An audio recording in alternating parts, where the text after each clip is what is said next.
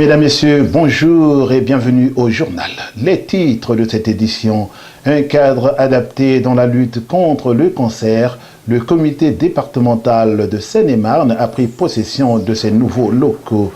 Accompagner les malades atteints du cancer et les aider dans certains gestes du quotidien, un engagement quasi sacerdotal pour Marine. Elle est bénévole à la Ligue contre le cancer en Seine-et-Marne. C'est le dossier de ce journal. Départemental des 22 et 29 mars à Melun en Seine-et-Marne, les candidats vont au contact des électeurs, un procédé que l'on dit porteur. Les jardins familiaux, le concept fait de plus en plus des émules cultivés pour produire soi-même des légumes ou autres fruits. L'activité permettrait de faire deux économies.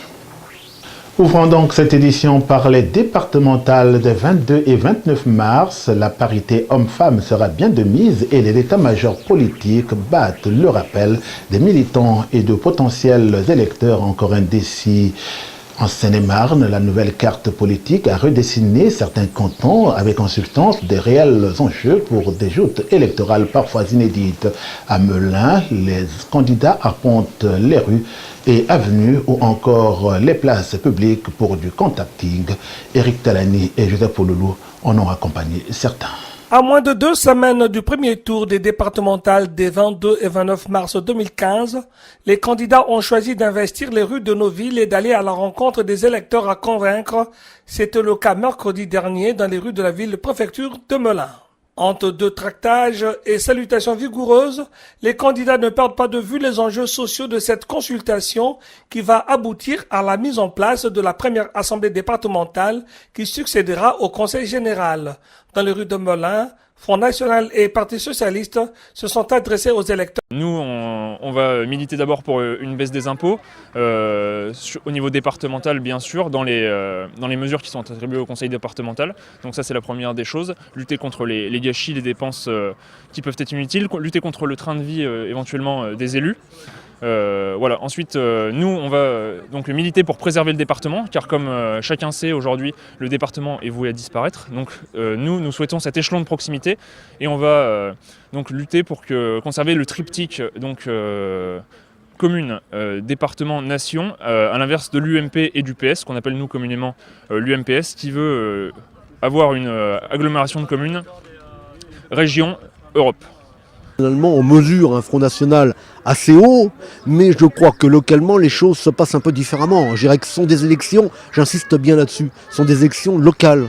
Donc je pense, moi, que les gens ont besoin de connaître les candidats qui vont se présenter à ces élections. Des gens qui sont déjà investis dans la vie effectivement locale, d'une façon ou d'une autre, où ils sont élus, où ils sont effectivement dans la vie associative. Et moi je crois effectivement très fort que les électeurs et les électrices du canton de Melun vont en tenir le plus grand compte. Ils ne confieront pas les clés de la maison à des gens qu'ils ne connaissent pas. Objectif: convaincre les électeurs comme quoi à l'heure du virtuel et des réseaux sociaux ou YouTube, les candidats gardent à l'esprit le contact direct et humain en privilégiant le bon vieux bonjour, comment ça va, accompagné d'une bonne poignée de main aux commerçants et aux passants. Toute autre chose à présent, qu'il soit du sein, poumon ou de la prostate ou encore du colorectum, le cancer touche de plus en plus des femmes et des hommes dans notre pays. Présente au plus près des personnes atteintes ou de leurs proches à travers des comités départementaux, la Ligue contre le cancer se veut un cadre pour informer, aider, accompagner et soutenir. En Seine-et-Marne, le comité départemental a pris possession de ces nouveaux locaux. Éric Talani et Jean-Jacques Jarelsika étaient présents. Le comité de Seine-et-Marne de la Ligue contre le cancer a ouvert ses portes au public lundi dernier. Ce cadre aux allures futuristes est composé d'un espace d'information destiné au public du plus grand département de la région parisienne, d'un espace soutien destiné aux malades et à leurs proches et un espace bien-être destiné aux malades. Un espace détente est également aménagé afin de permettre aux visiteurs d'échanger ou de rencontrer les intervenants dans un cadre convivial et chaleureux. L'ouverture des nouveaux locaux de la Ligue contre le cancer de Seine-et-Marne s'inscrit donc dans une démarche globale de prévention et d'accompagnement des personnes atteintes de cancer. Le président de la structure a profité donc de cette occasion pour mettre, avec luxe et détail, un accent particulier sur le bilan des activités de l'année écoulée. Notre comité, né en 1958, est dans un département extrêmement étendu, très agricole, avec de très grandes poches de pauvreté et de très grands déserts médicaux. Les bénévoles sont au contact intime de populations en grande difficulté et dans de nombreux cas, nous sommes très loin des critères, des standards de qualité que prône l'Institut national du cancer. Notre comité, grâce à l'énergie de tous, est présent dans le département à de multiples titres. Nous avons en particulier 8 espaces ligues disséminés dans les hôpitaux et les cliniques qui nous ont permis de voir environ 2500 personnes.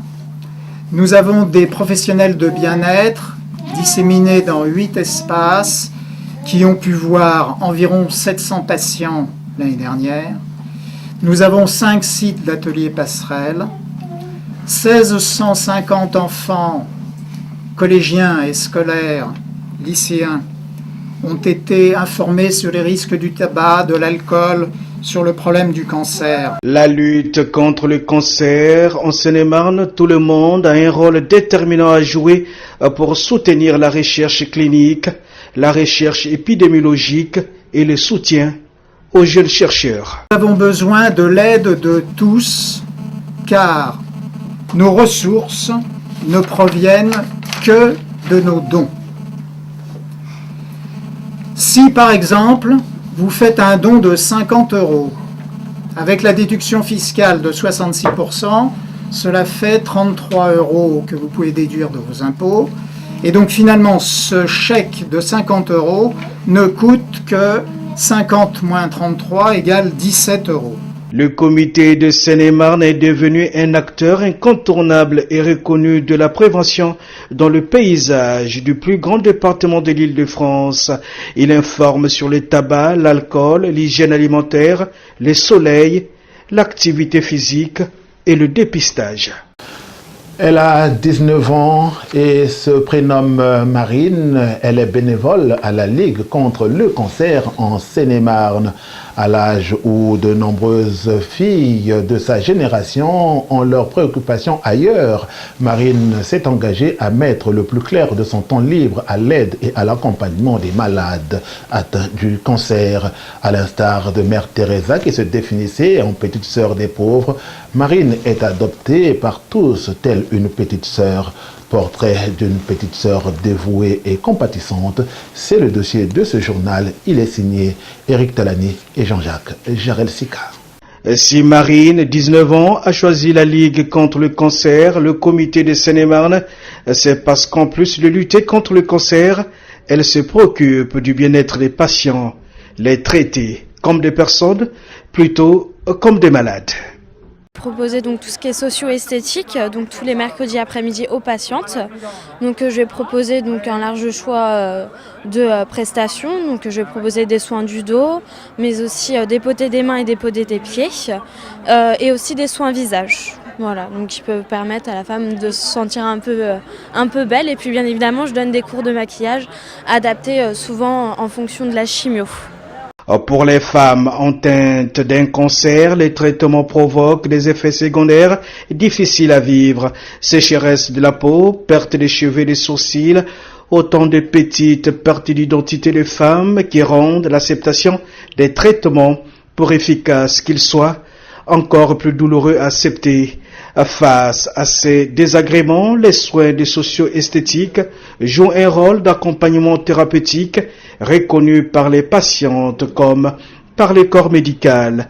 La performance thérapeutique qui s'accompagne le plus souvent d'altérations physiques parfois sévères semble s'humaniser grâce aux soins esthétiques qui soulagent, apaisent et restaurent une image de soi positive. Et depuis septembre dernier, Marine s'occupe de 12 patients par mois, un engagement qui dépasse son entendement et un programme de socio-esthétique auprès des patients atteints de cancer qui force l'admiration. La patiente m'appelle et nous prenons des rendez-vous puisqu'en fait je fais en parallèle de l'école puisque je suis toujours à l'école. Donc je fais donc tous les mercredis après-midi de 13h à 17h. Donc souvent un soin durant à peu près 1 heure. Les clientes m'appellent et nous prenons donc rendez-vous en fait. Souvent les mercredis après-midi je prends 3 patientes. Donc à savoir après sur 4 mercredis ça en fait 12 patientes par mois.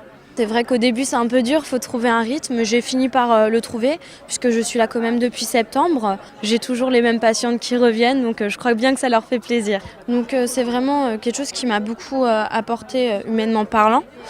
C'est vrai que j'ai seulement 19 ans, donc je suis toute jeune, on va dire.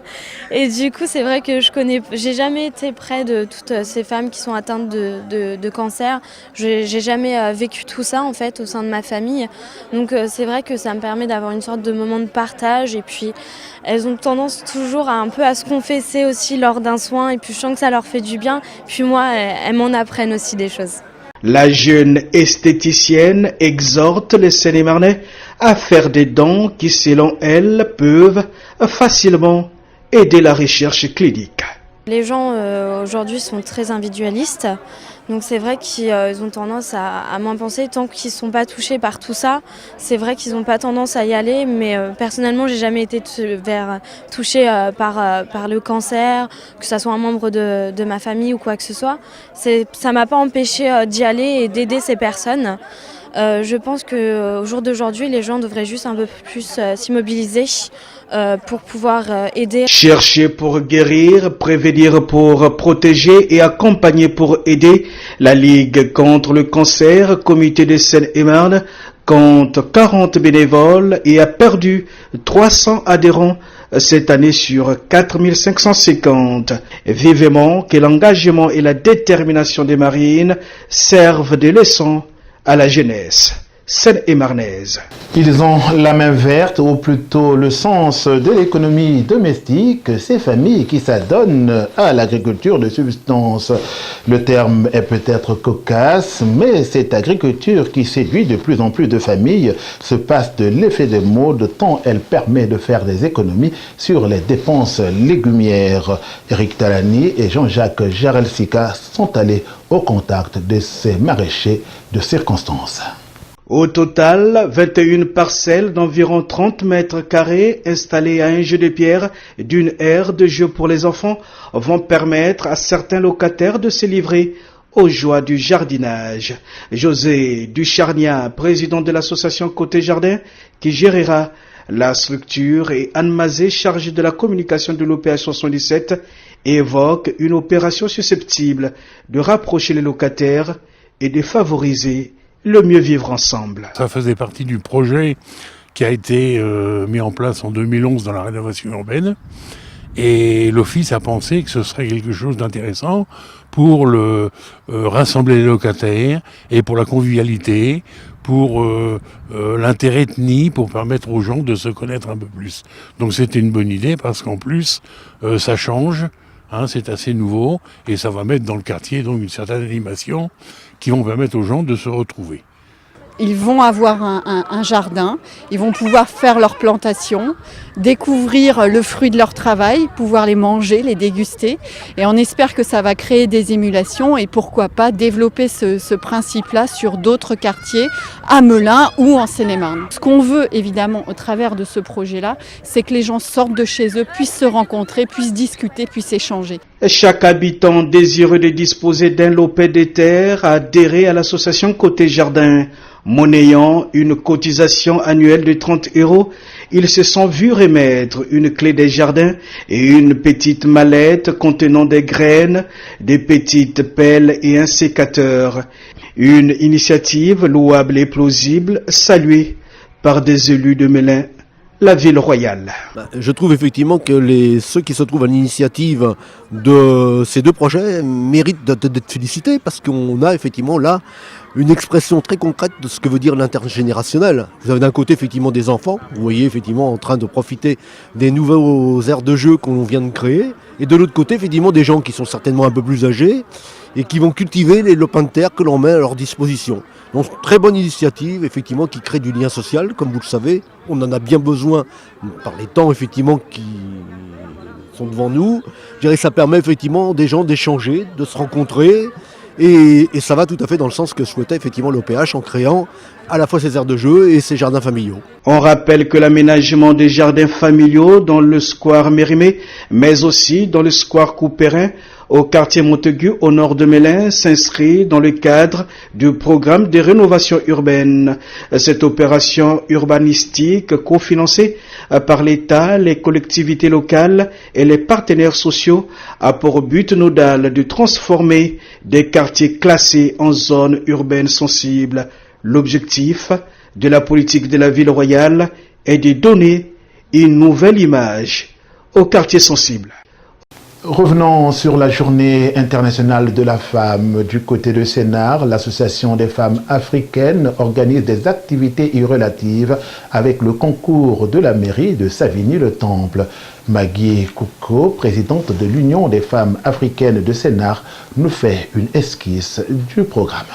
C'est la première fois que les femmes africaines s'organisent et on voudrait dire à nos hommes, bien que ce soit la journée de la femme, c'est la journée de nos enfants puisque la femme est une mère, une amie, une sœur et une épouse. Donc nous invitons toutes les sœurs qui ne connaissent pas encore l'UFAS, c'est-à-dire l'Union des femmes africaines du Sénat, à venir à cette journée pour communier avec tout le monde. Il y aura ce jour-là des stands, c'est-à-dire à partir de 10h des stands dehors pour montrer ce que nous savons faire en Afrique et jusqu'à 17h nous allons passer aux choses sérieuses, c'est-à-dire que nous avons fait venir un orchestre avec du djembé, le balafon, la kora, avec des chanteurs maliens. Il y aura un défilé de mode, un film. Le thème de la journée c'est partir de rien et réussir.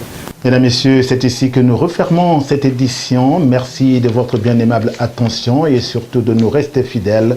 Je vous retrouve en une prochaine occasion. Au revoir et à très bientôt.